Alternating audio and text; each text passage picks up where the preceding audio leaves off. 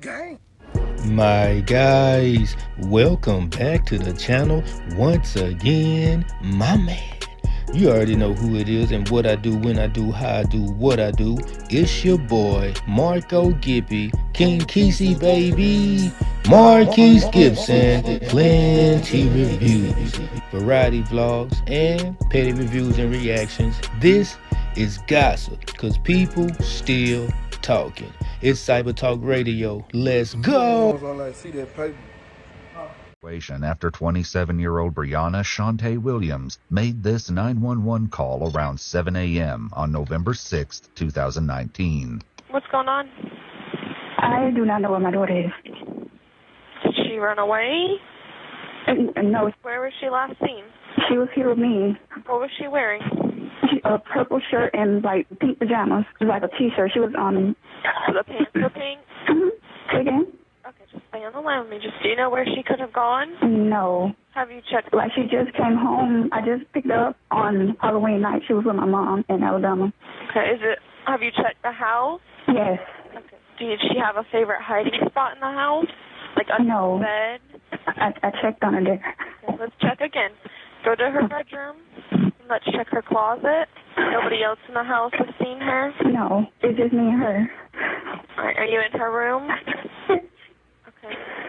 Check under her bed again. This entire interaction was odd, but thankfully, officers soon arrived on scene and were able to begin trying to piece together what exactly was going on. You call, ma'am? Okay. Okay. Is this your address here? Okay. Hey, tell us what happened. I'm looking at the way. Started getting Try away the from 27. You can cancel that. She wasn't in the room. Okay. Have you had any problems with anybody? Okay. Anything unusual? Okay. Do you live by yourself? You see it first. Okay. The father of the child. He's not in her life? Okay. I'm sorry. Father of the child? He's not. He's in Alabama. He's here? Alabama? He's in Alabama. Okay. So,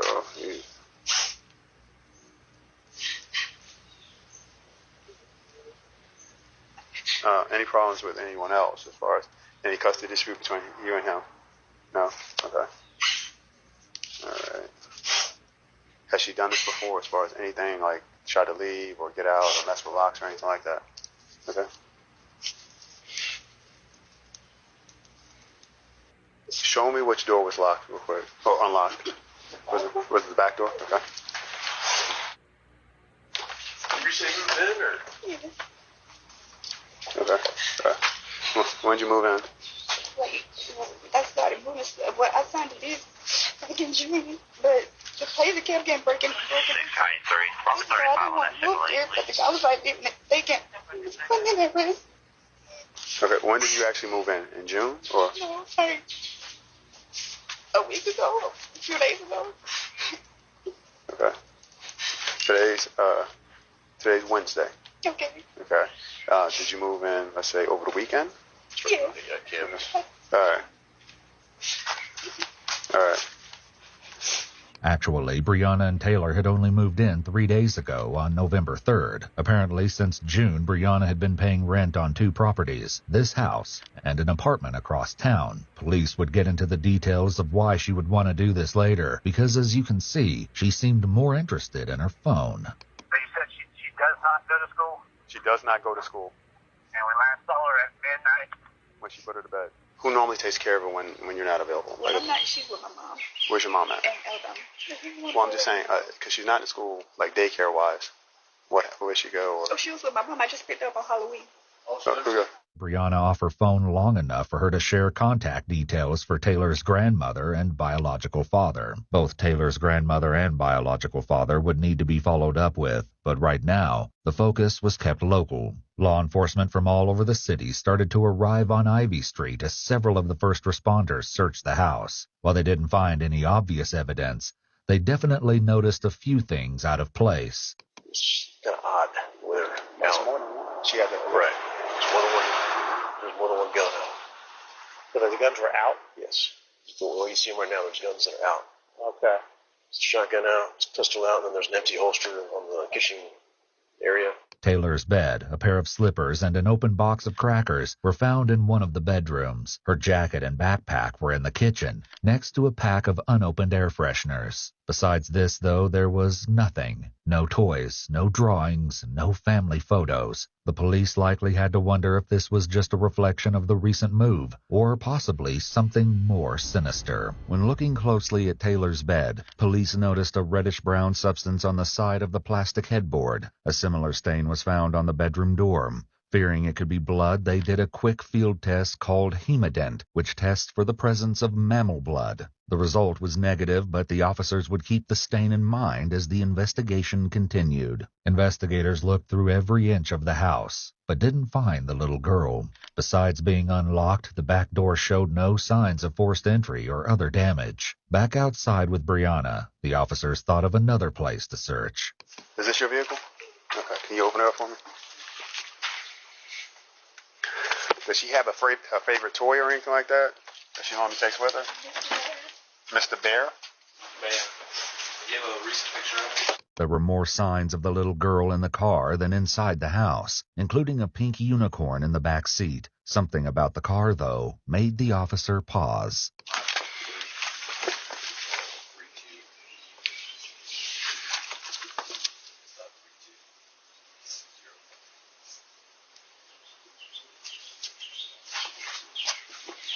For some reason, the officer felt the need to give the car a sniff test. When looking inside, police also found some cleaning products and a pair of women's sneakers covered in plant matter. They also might have noticed that while the body of the car was cluttered, the trunk was almost perfectly tidy. Unfortunately, the police wouldn't know the significance of this until a more in-depth search of the car was conducted. For now, it was as if Taylor had simply vanished into thin air. All units be on the lookout for Taylor Rose Williams. Bravo Foxtrot, approximately 3 foot in height, 50 pounds. She was wearing a pink and purple t-shirt. Determined to find Taylor, the police launched a neighborhood-wide search effort. Ivy Street, as well as multiple adjacent roads, were taped off. Canine units were deployed to track Taylor's scent, but were unsuccessful. Even a helicopter was used to canvass the area, with an equally frustrating lack of results. An Amber Alert was sent out, asking people to be on the lookout for Taylor. Unfortunately, the first attempt used the wrong name, claiming that the missing child was named Brianna. This was corrected in a subsequent alert. This is a picture of the young lady. Do you remember seeing a little girl here? Never seen him. Never seen her. I saw him the other day, but I never seen a kid. I've Never saw a seen kid. a little girl. But Huh. All trash pickup was halted for the neighborhood. Any refuse that had already been removed was recovered from the trucks and spread out for police to comb through. This would eventually provide the most promising lead, but it was just going to take time and a strong stomach to find it. It would take quite a while for officers to find anything of substance as they canvassed the neighborhood, though. So for the time being, the investigation proceeded in other directions, too. Brianna was brought in for an interview and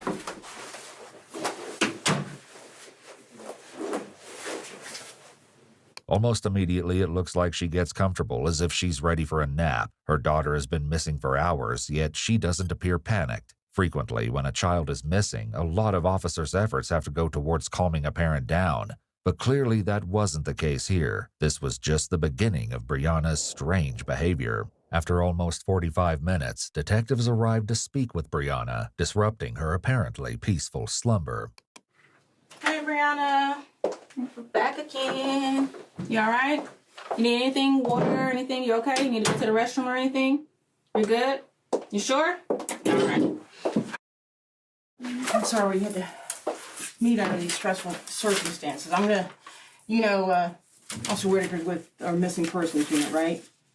Well, based on the investigation, the age of your child, and everything going on, I'm also a detective, but I'm assigned to our cold case unit, which also I'm part of the CART team, which is the Child Abduction Response Team. So, and I don't want to stress you out on that. Listen to me. Look, I just want to explain what I do, all right, and what resources, okay? I mean, Missing Persons is doing an outstanding job. We can extend a little bit more than that, okay? And we have a little bit more special. Okay. So then you went into her room and you saw that. She wasn't in her bed. Mm-hmm. I looked under, well, she got like a little baby bed, so she can't really fit underneath it, but I looked underneath there anyway. I checked her closet. Then I went in my room and looked underneath my bed. I know she wanted to come in my room. Like she's very well mannered. Like she'll knock or ask to come in. Okay. And I checked in my bathroom. I checked my closet. She wasn't in there.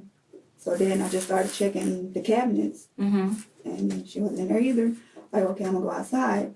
And I checked my car just to be sure that, I definitely didn't leave her in the freaking car. Okay. So I looked underneath the car. She wasn't there either. Note that there's no real emotion in Brianna's voice as she talks about looking for her child. Okay, and then what? And then I called 911. Okay. I can't find her. Okay. What time did you see her before then? It was like around midnight. Brianna said that Taylor put herself to bed around midnight. While this wasn't impossible, the late hour and Taylor's alleged independence likely struck investigators as unusual given her age. However, this was nothing compared to the strange turn Brianna's story took next. Did you check on her prior to you going to sleep? No. Okay, so you assume that she was asleep? Okay. Did you hear any noise coming from her room or anything like that? Not from her room, but there were like, I can't even explain it. Like there were like when you're dragging something or you moving something, but it was coming from upstairs. And either way, like I'll just grab my gun and, walk around to make sure, okay, there's nobody in here. Coming from upstairs of the house that you're in? And there are no stairs. That's the part that I didn't understand, but it definitely sounded like it was coming from the roof. Okay. Did you wake up hearing this noise? Yes.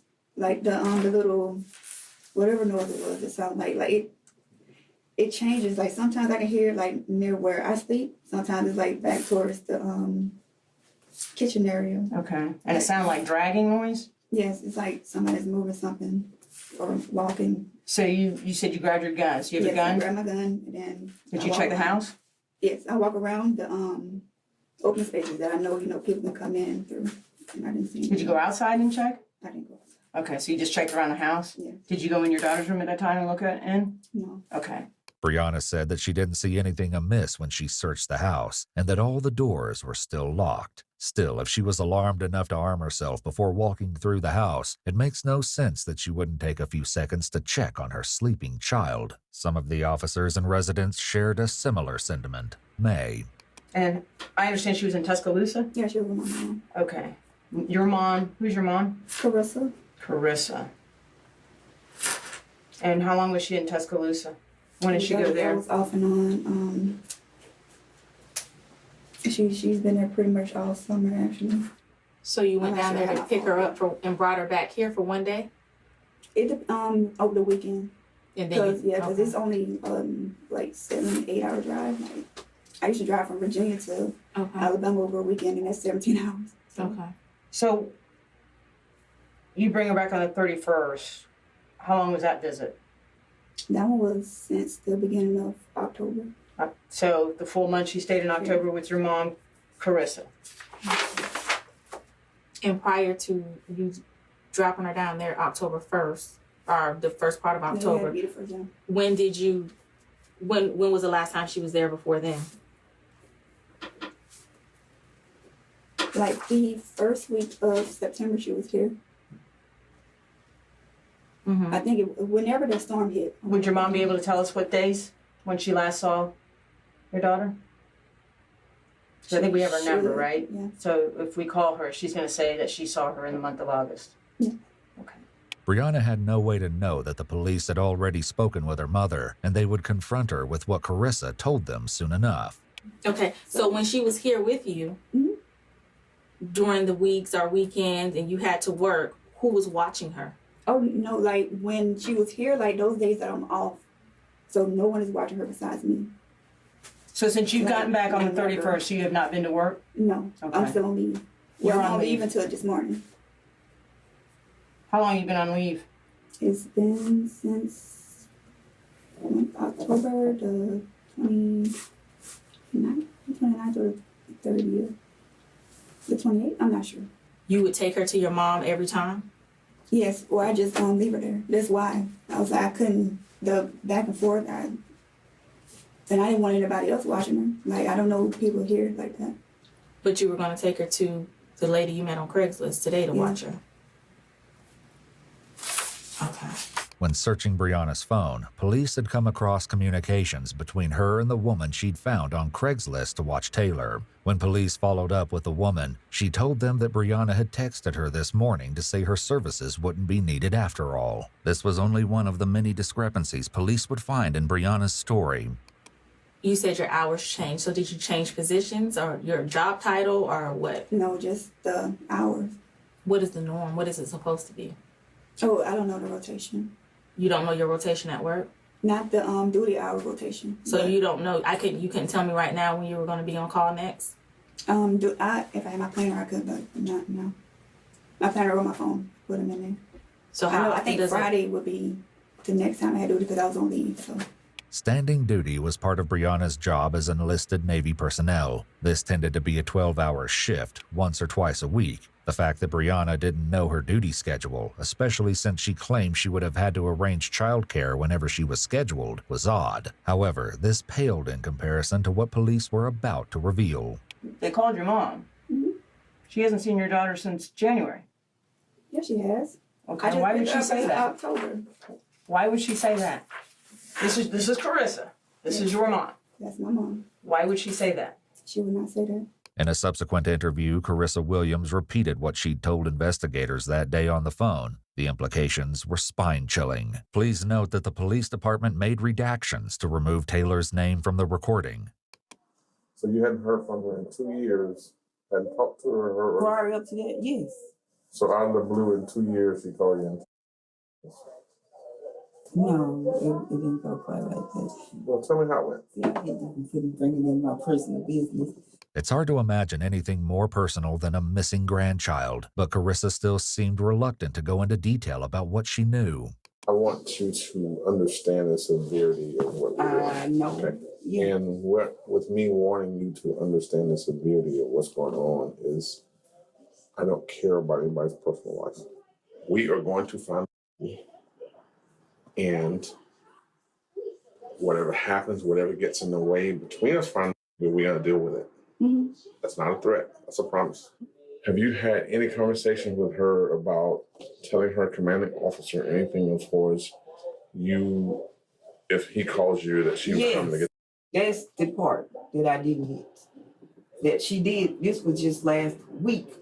Tell me about that. Now she did call whatever day that I want to say it was Halloween. I want to say it was actually the day of Halloween. So last Thursday, 31st. Yes. She told me that if he called to tell him that she was down to pick me up from me for Halloween. Mind you, I haven't seen it in 2 years. So I'm thinking like, well, okay, she just met this new guy. Maybe she, took a little time out to go meet him or whatever. And she just used that lie to get away. But I couldn't tell you. She said, so I'm like, where is, matter of fact, I asked her that day. I said, well, what's doing? She said, oh, she in the back seat. So I'm like, okay. But she never did put the phone and say, hey, I never did say anything.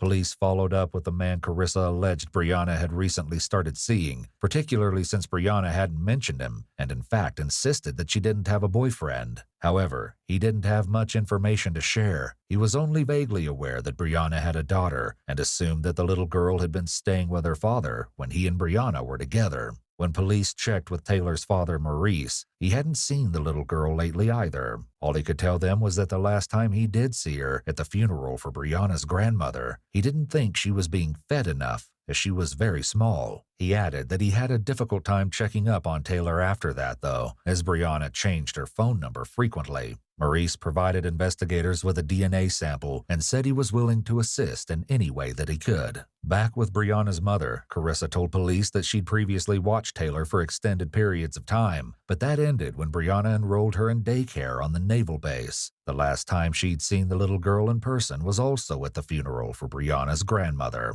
Police weren't ready to believe Carissa just yet, however, due to some interesting evidence recovered from Brianna's phone. I can tell you that it's pinging off of. What's throwing us for a loop right now is if she's living in Jacksonville, why is her phone pinging out now at all? Despite this, Carissa swore that she hadn't seen Brianna or Taylor on Halloween. Police were still working on downloading the data from the GPS in Brianna's car to determine an exact route, so soon enough, they would know for sure who was telling the truth. The search of Brianna's phone turned up something else concerning, too. Police found a text message conversation in which Brianna had told a former co-worker in Virginia that Taylor had become a nightmare, as she was, according to her, stealing food and misbehaving. In Alabama, Carissa was so adamant of her innocence that she got Brianna's father, Wayne, on the phone to join the discussion and brainstorm what might be going on. I don't understand why she would even lie and say that she was picked up from me. Man, she lied on me. I never been in trouble a day in my life. She is lying. She's trying to cover up something. Not sure what it is. She is lying. But you have no idea what she's trying to cover up, though. I have no idea what she's trying to cover up. That's the one thing I don't know. Someone was lying, but whether it was Brianna or Carissa was yet to be determined, as was the exact reason of why. Investigators would follow up on the Alabama lead, but as promised, also caught up with the movers Brianna had hired on Craigslist. They had nothing reassuring to say either. They never saw your daughter. They never saw you put her in the car. They never saw her at the other house. They never saw her. Why is that? I didn't want them to see her. Why not? Because I don't know them like that. Well, I mean, you're not introducing me to her, but how did you leave her at the house on Southside and then go to Ivy without her? They never saw her. They never saw you put her in the car.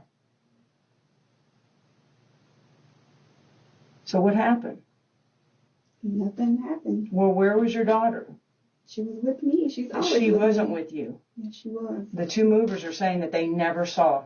They heard water running, and you said that she was in there, but they never saw her. If what the movers were saying was true, it seemed like Taylor hadn't been at either of Brianna's residences. Carissa said she hadn't seen the girl in 2 years, and the child care records on the Navy base showed that Taylor's attendance became spotty throughout the month of April, and she was officially withdrawn back in May, around 6 months before she was reported missing. A new horrifying question was quickly coming to the forefront of the investigation. When was the last time anyone besides Brianna had seen Taylor? Shockingly, the little girl's mother wasn't inclined to help answer this question. I'm done with this. I don't want to talk about this. Yes, I am done, because you're lying to me now. So how am I lying to you? I'm not lying to you. You just said that my mom, I literally picked my mom, not my mom. I'm just telling you what my partner said. And I'd like to explain to you, but, I don't know where to get that from, because I literally went down there do you want to talk Halloween night. Do you want to talk to the detectives I spoke with her and then get that? Find out what the information they gave? I'm done with this, because I don't know where this is going, but no. Like, it's the second time this has happened. Like, some other lady was, like, saying stuff that I didn't even say. Like, she was twisting my words. Like, no.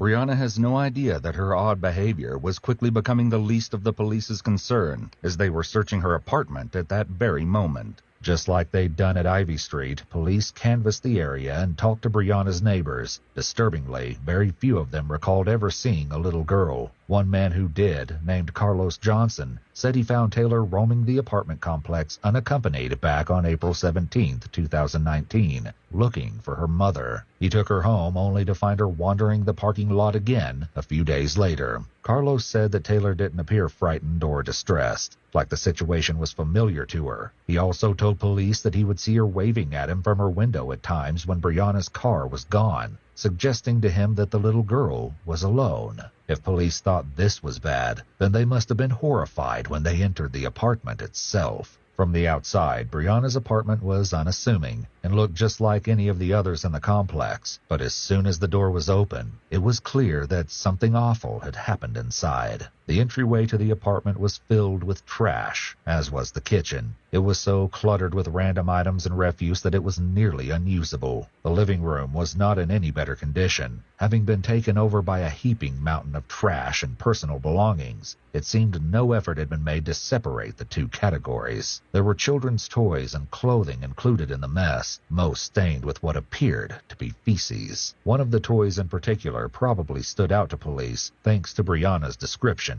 A pink stuffed animal was found in the mountain of refuse, possibly Mr. Bear. The toy Brianna said Taylor refused to go anywhere without. Police would face a heartbreaking reason why Mr. Bear was there as they searched more of the apartment. Bleach and urine remover, along with more air fresheners, were also found in the apartment. If police thought the living room and kitchen were in bad condition, they were in for a shock when they entered the master bedroom. Police had to move more trash and soiled belongings to even gain entry into the room. The carpet was encrusted with filth, which appeared to include more human waste. When they opened the closet, the situation changed from merely disgusting to horrific. Just want clarity. Later, but not. It's a late day. I just want my baby home, and that's what we're trying to do. Well, the whole thing, because there's no way my mom would tell you she hadn't seen us since January. Like what? And that's what I'm asking you.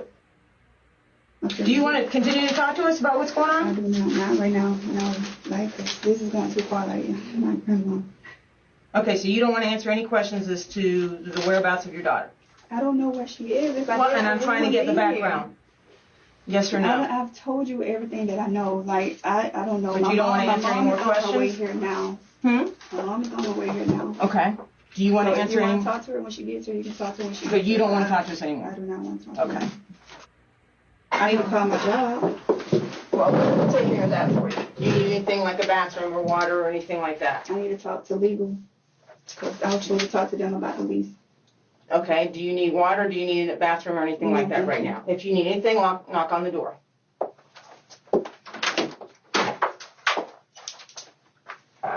The detectives would revisit Brianna in a bit, but went to check in on other aspects of the investigation. By this time, it was no longer just the Jacksonville police involved in the search.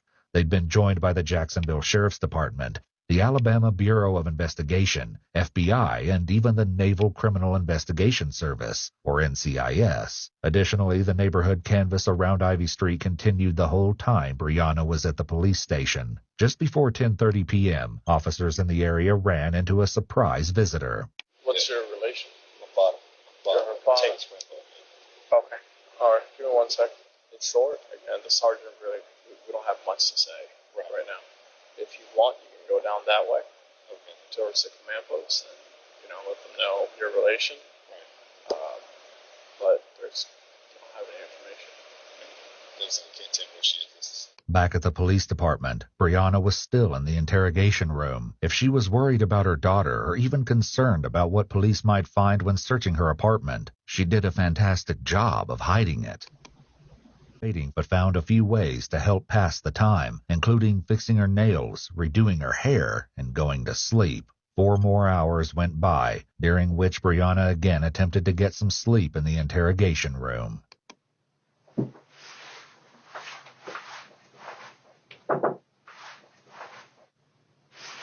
Why am I still in here? I'll get some answers for you. You're just gonna have to need your patience for now. We're all kind of sitting around and working diligently.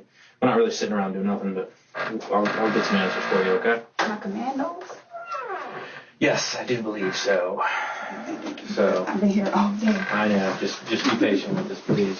Unluckily, when a fresh set of detectives came in, it seemed 8 hours of time out hadn't made Brianna any more cooperative. Hey, Ms. Williams. Hey, I'm Detective Deborah. A couple things we need to go over with you real quick. You're going to be free to go. However, you're not going to be able to go back to Ivy Street or South Side tonight, and we still have your phone. So who do you need to contact, or can we take you somewhere, or what do you, what's the best option for you? I can get a room, but my wallet is at Ivy.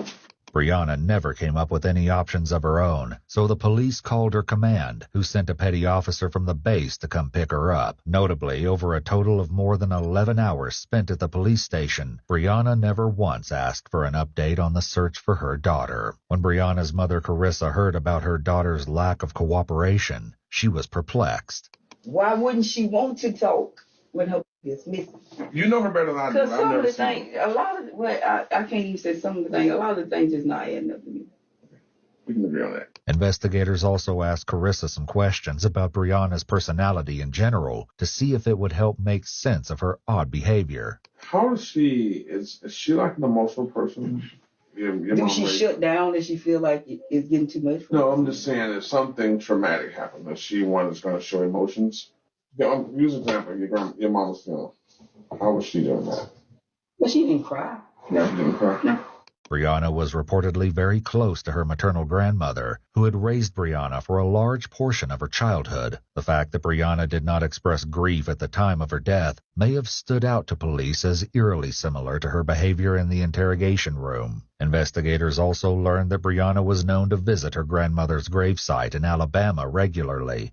So regularly, in fact, that more than one friend suggested the police search that area for Taylor too. And that's exactly what they did. Over the next week, the search expanded from Jacksonville, Florida to the area surrounding Linden, Alabama. Before Carissa's interview concluded, police had one last question for her, probably the hardest one yet. If she did something by accident, would she tell you?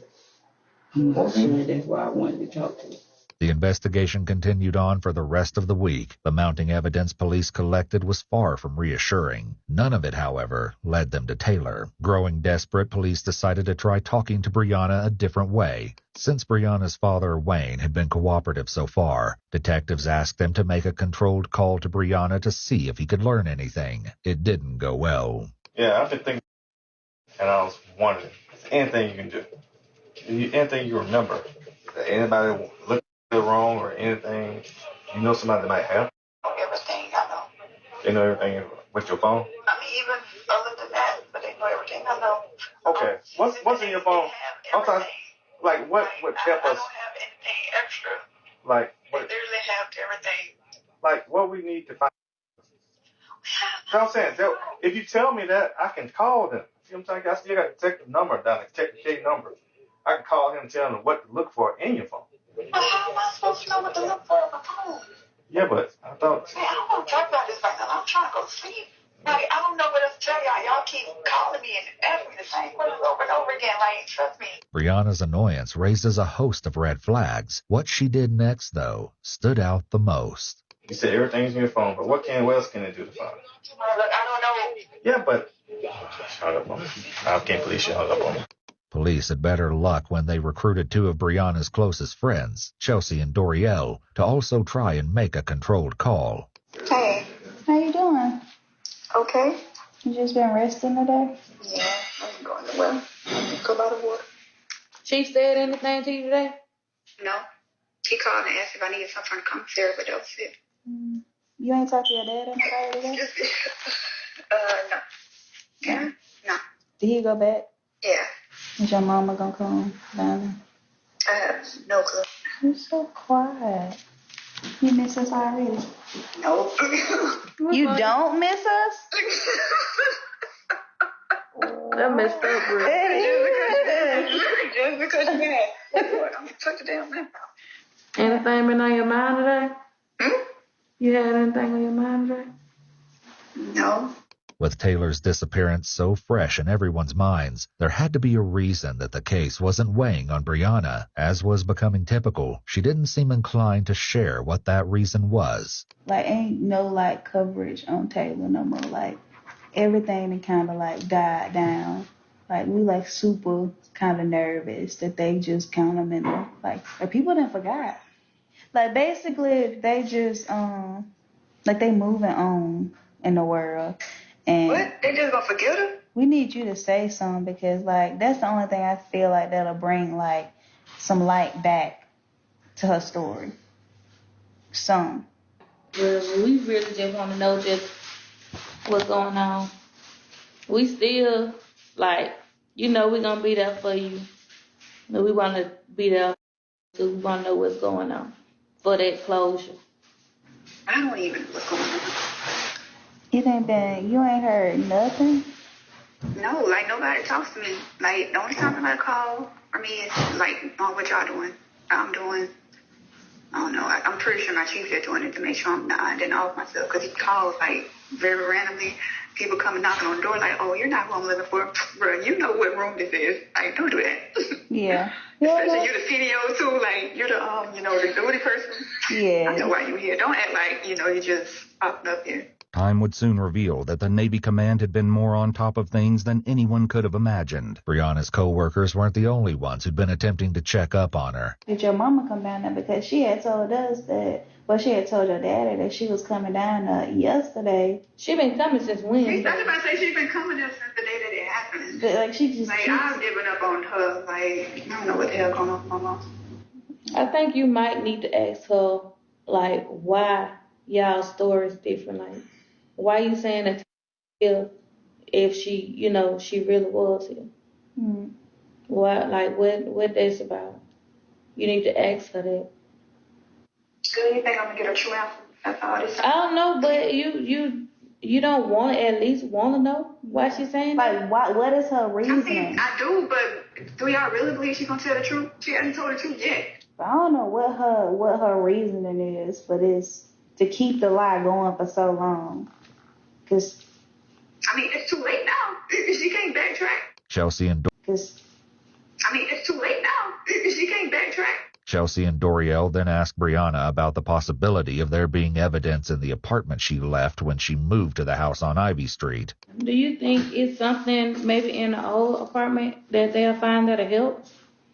Like, no. Because if they did, they would have found her. Remember, they done closed out both of them. They've been closed out for 3 days, 4 days, almost a week. Police had, in fact, found shocking evidence in Brianna's apartment, specifically the bedroom closet. Brianna had to have guessed what they'd found, but still chose to remain silent on the matter.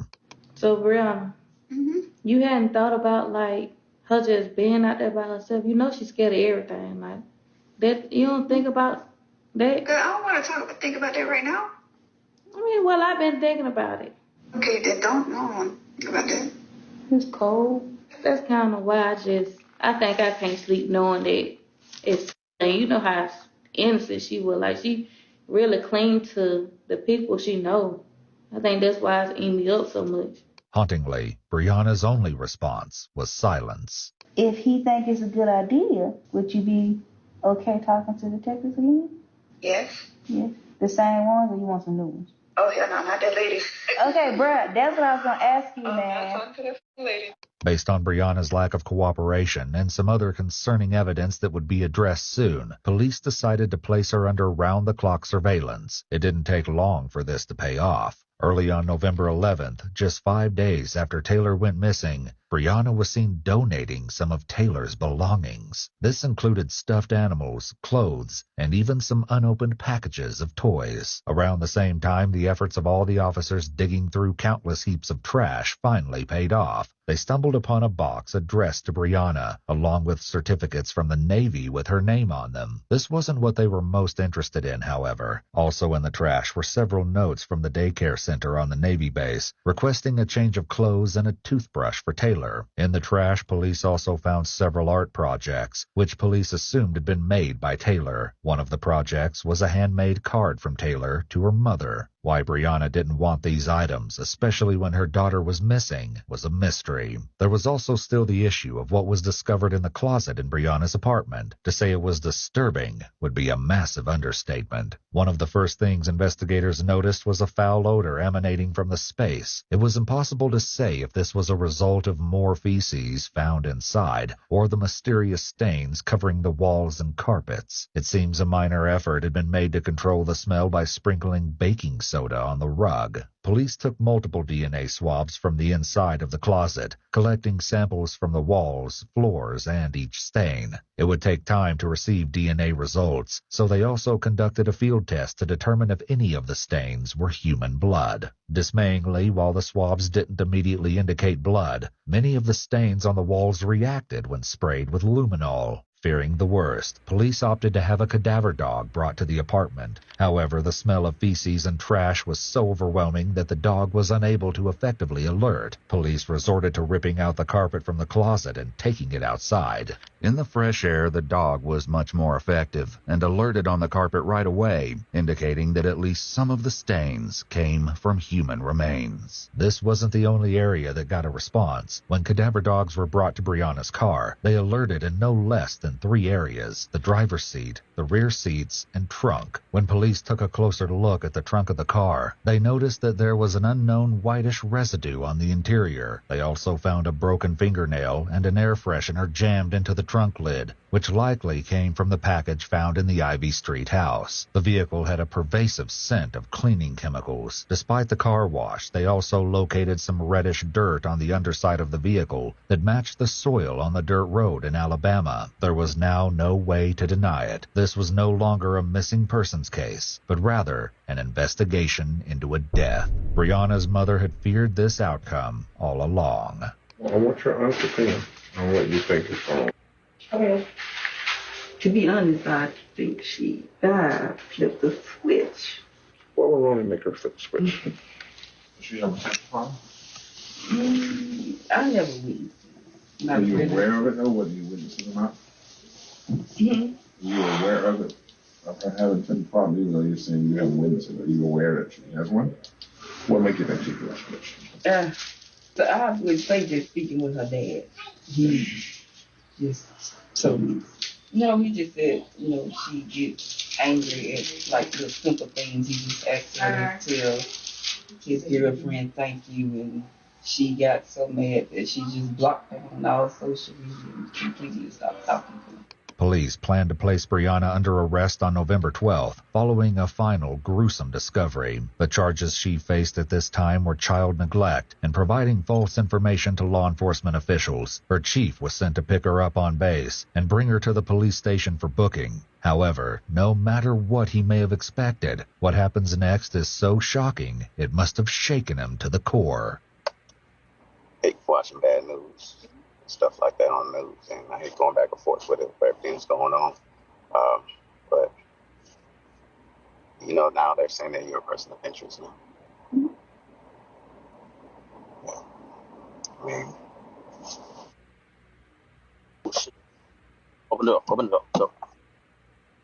Oh shit, you alright? Should I have some napkins or something? You okay? Oh, shit. Yeah, take that.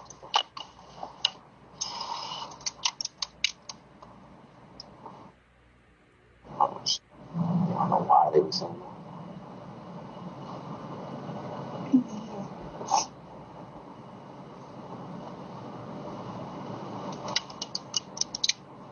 Let's take a sip.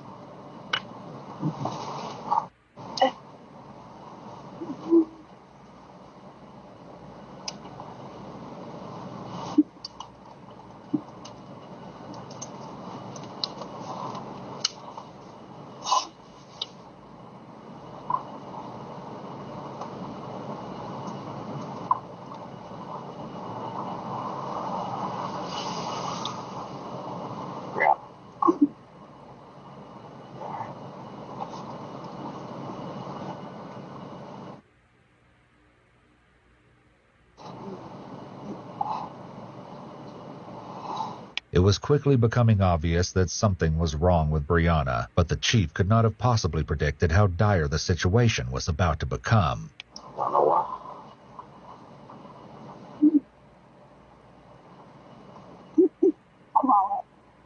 I don't know why exactly they would say something like that.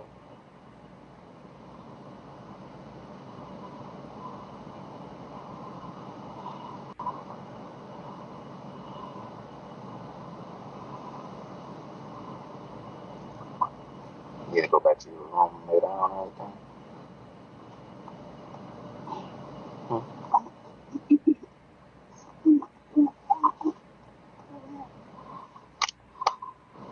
Say it.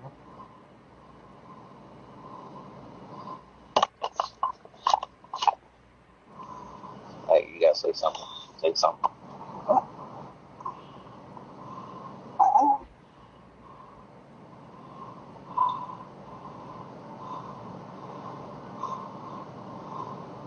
You need to go to medical.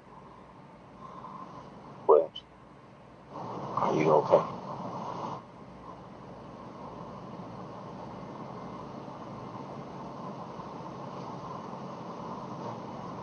Williams, you need to go to medical. You want me to take you to medical?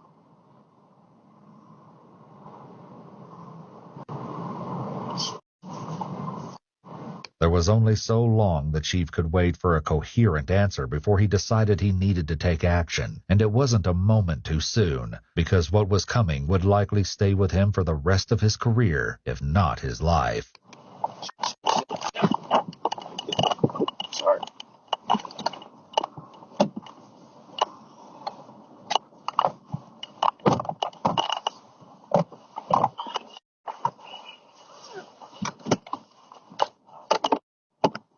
Take it to the ER. All right. Oh, shit. You not no. Williams,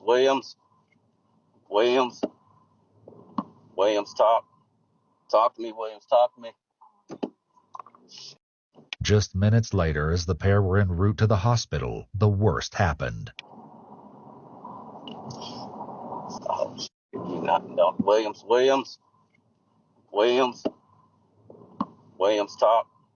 talk to me, Williams, talk to me. Just minutes later, as the pair were en route to the hospital, the worst happened. Same pulse.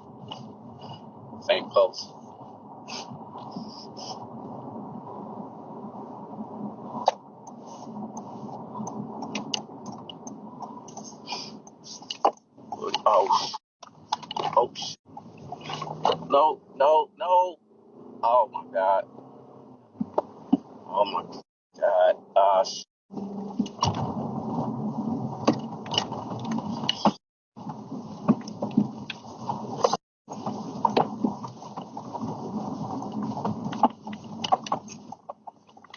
Run it. Oh, shit.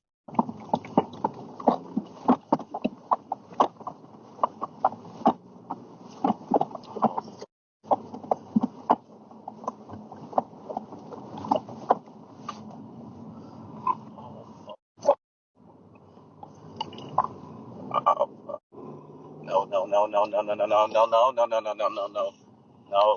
you're not gonna go. No. Fuck.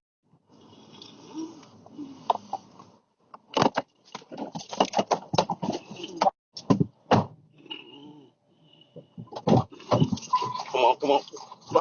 You ain't going on me like that. Come on. Shot.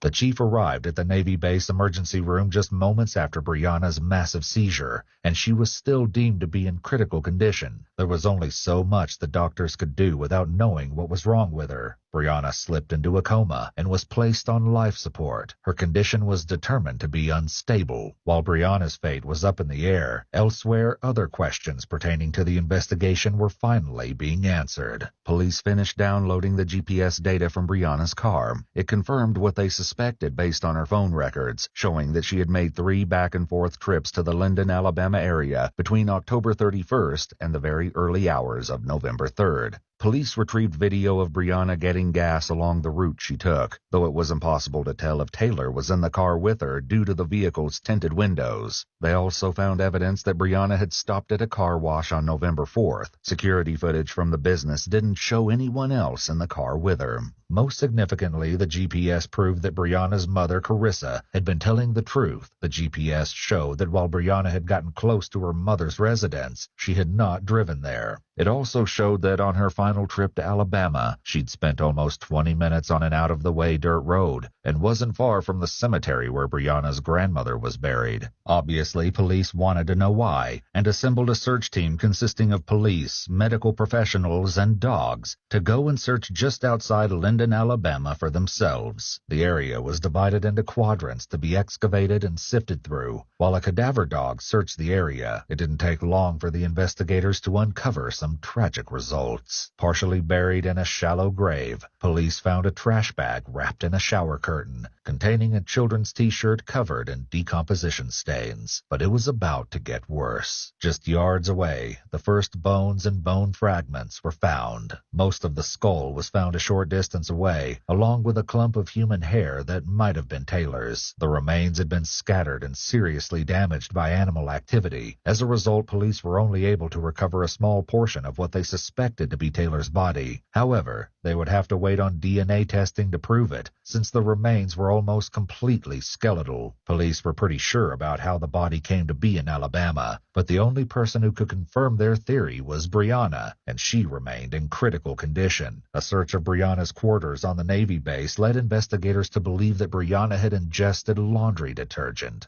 Once they knew what they were treating her for, doctors were able to more effectively intervene and saved Brianna's life. Once she was discharged from the hospital, she was brought back to the police station and given one more chance to tell her side of the story. Do you drink coffee or anything? You want coffee? Soda, water? Nothing? Okay.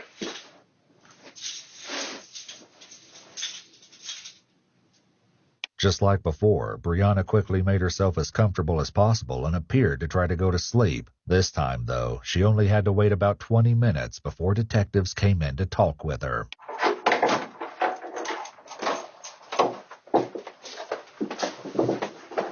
Brianna? Good morning.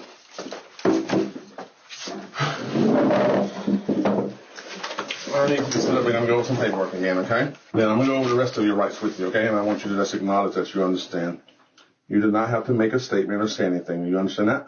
I'm going to need a yes or no, okay? Is that a yes? Okay. The detectives advised Brianna of the rest of her rights once again. Hey, Brianna, did the nurse assist you with your throat issue that you were telling me about at the hospital? A little bit. Does it feel better today? Not complete. Are you normally just quiet all the time, just real low key, don't do a lot of talking? I am too. I'm kind of shy. Can you tell? Can you tell? First, we need to have a good conversation, so I'm going to need you to sit up from that thing over there and stop leaning on that wall and talk to me, okay? Look at me when I'm talking. We've had an investigation going on for a while. Our investigation has led us to some things in Alabama, okay? And what we need to do today with you is we need to talk about what's going on out there. Now, where in Alabama are you from?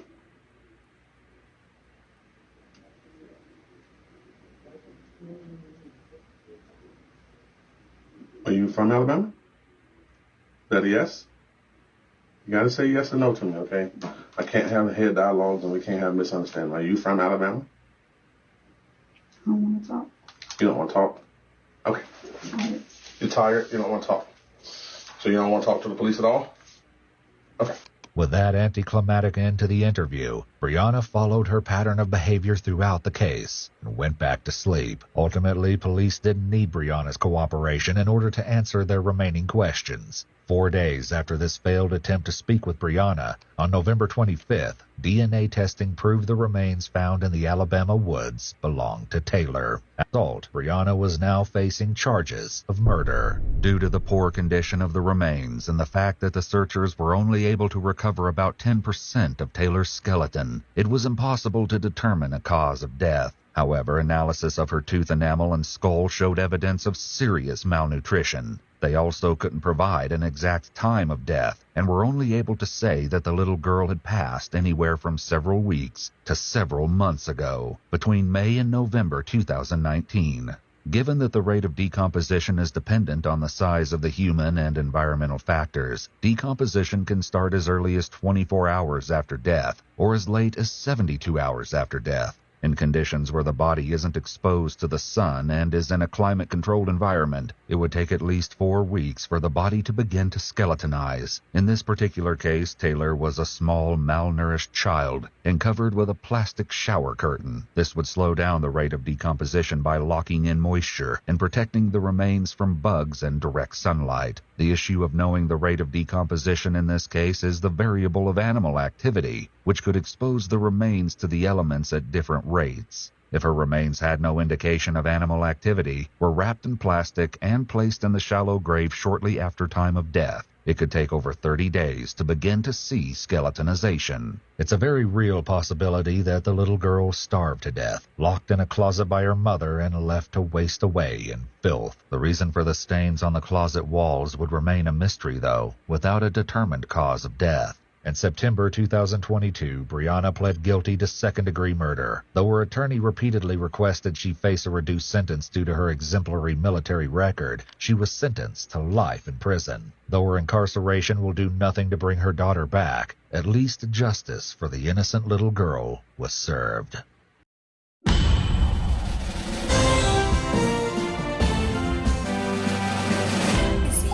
I motivate them niggas out here in these streets. Tell them high because I got them for the cheap. Street and popular cause everybody know me.